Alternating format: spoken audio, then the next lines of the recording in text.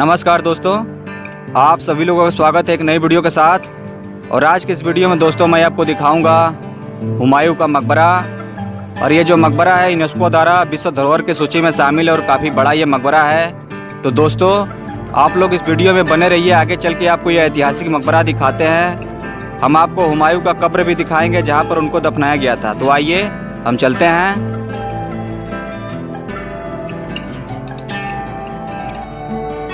मकबरे के अंदर प्रवेश करने से पहले बहुत सारे दरवाज़ों से होकर जाना पड़ता है। कहते हैं कि ये जो मकबरा ये ताजमहल से भी बड़ा है और पूरी तरह से लाल बलुआ पत्थर और संगमरमर का प्रयोग करके इस मकबरे का निर्माण कराया गया था।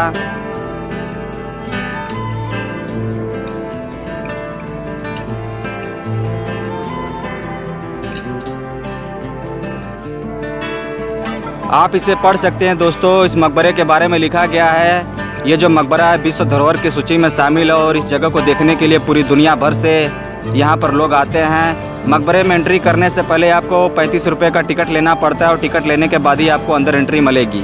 तो चलिए दोस्तों आपको हुमायूं का ये मकबरा दिखाते हैं। आप देख सकते हैं ये काफ़ी भव्य दरवाज़ा है और इसी दरवाज़ा से अंदर होकर जाना पड़ता है।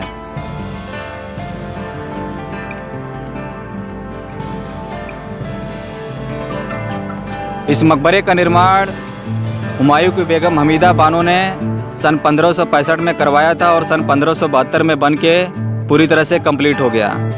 लगभग 6-7 वर्षों का समय लगा इस भव्य मकबरे का निर्माण करवाने में।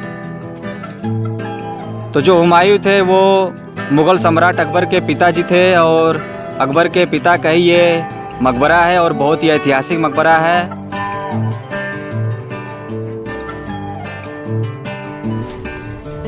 ठीक मेरे सामने दोस्तों आप देख रहे हैं ये हुमायूं का मकबरा जहाँ पर उनको दफनाया गया था। कहते हैं कि जो मुग़ल काल चलता था तो मुग़लों ने अपने आप को कला के क्षेत्र में बहुत ज़्यादा विकसित कर लिया था।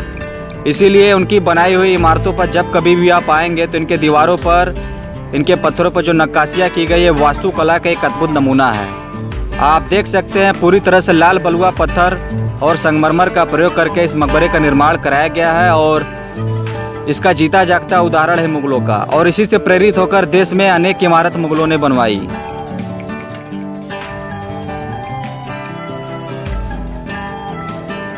मकबरा दोस्तों बहुत ही बड़ा है। कहते हैं कि ताजमहल से भी बड़ा यह मकबरा है और ताजमहल भी इसी से प्रेरित होकर आगे चलकर मुगलों ने बनवाई। तो आइए अब हम आपको हुमायूं का मकबरा भी दिखाते हैं और उनका कब्र भी जहां पर उनको दफनाया गया था। और ये काफ़ी खड़ी सीढ़ी है।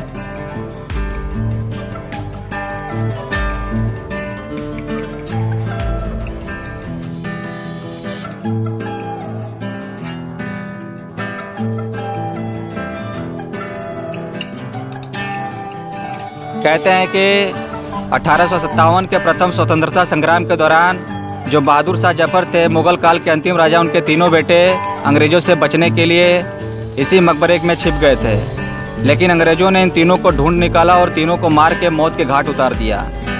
और फिर दिल्ली के लाल किला से बहादुर शाह जफर को भी गिरफ्तार करके उनको भी रंगून भेज दिया जहां पर उनकी मौत होगी।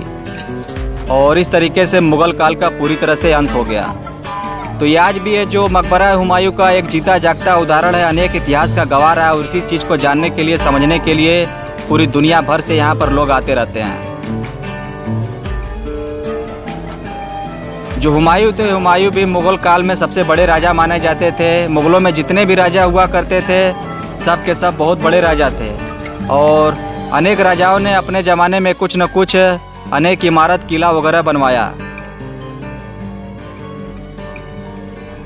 ठीक मेरे सामने दोस्तों आप देख रहे हैं यही है हुमायूं का ये कब्र जहाँ पर उनको दफनाया गया था। हम दोस्तों मकबरे के अंदर भी चलेंगे और आपको पास से वो कब्र दिखाएंगे। तो वीडियो को पूरी देखिएगा। जब तक पूरा नहीं देखेंगे आप कुछ भी नहीं समझ पाएंगे कि हुमायूं के मकबरे के अंदर क्या क्या देखने को मिलता है। हुमायूं के मकबरे के साथ साथ यहाँ पर उनके और भी बाकी फैमिली के लोगों को यहाँ पर दफनाया गया है।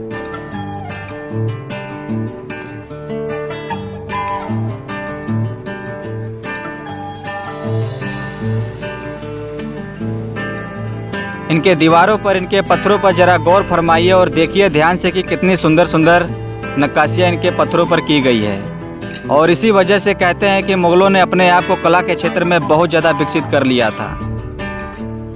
तो आइए आगे चलते हैं, आगे चल के आपको और भी बहुत सारी चीज़ें दिखाते हैं। और मकबरे के अंदर भी दोस्तों हम चलेंगे। आप मकबरे के बाहर आप देख सकते हैं, यहाँ पर बहुत सारी कब्र भी आपको देखने को मिल जाएंगी, जो कि मेरे लिए एक्सप्लेन कर पाना बहुत ही मुश्किल है कि ये सब किसका कब्र है। लेकिन इतना ज़रूर पता है कि ये यहाँ पर जितने भी यहाँ पर कब्र हैं सब उनकी फैमिली से रिलेटेड यहाँ पर लोगों की कब्र है। इनके पत्थरों पर भी आप देख सकते हैं कुछ फारसी भाषा में भी लिखा गया है। आप इसे पढ़ सकते हैं, समझ सकते हैं, क्योंकि फारसी भाषा तो दोस्तों हमें आता नहीं है, वरना हम आपको बता देते हैं कि ये किनका कब्र है।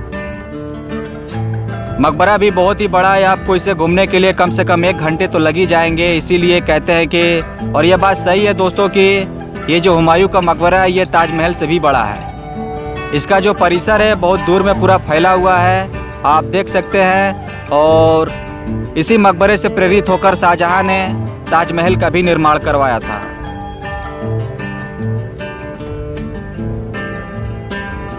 मकबरा आज भी अपनी सुंदरता के लिए विश्व विख्यात है और इसीलिए इस जगह को देखने के लिए विश्व भर से यहाँ पर पर्यटक आते रहते हैं। तो आइए अब हम आपको हुमायूं का कब्र दिखाते हैं जहाँ पर उनको दफनाया गया था।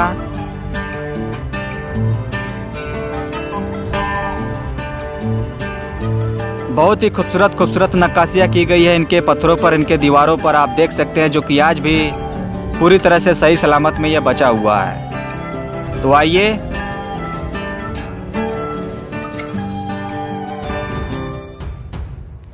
मकबरे के अंदर आप जैसे ही प्रवेश करेंगे बहुत बड़ा एक हॉल टाइप है और यही है हुमायूं का ये कब्र।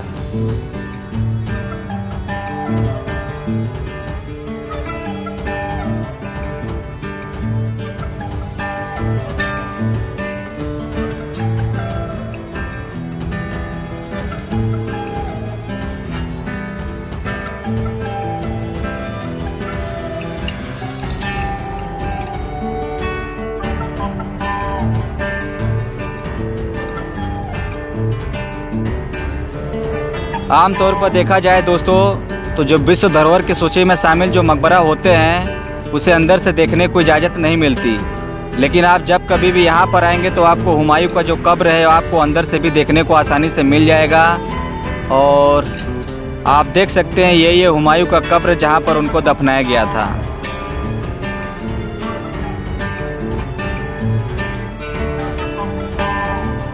मकबरा आज भी पूरी तरह से सही सलामत में बचा हुआ और इसका रखरखाव भी काफ़ी अच्छे ढंग से किया जा रहा है। और ये काफ़ी अच्छी चीज़ है क्योंकि ये एक हमारे देश की धरोहर है और इसे बचाना भी हम सब का ही दायित्व बनता है।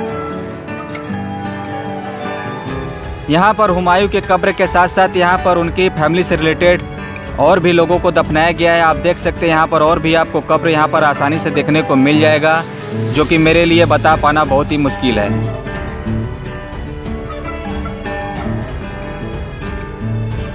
तो दोस्तों इस वीडियो को अब मैं यहीं पर समाप्त करूंगा।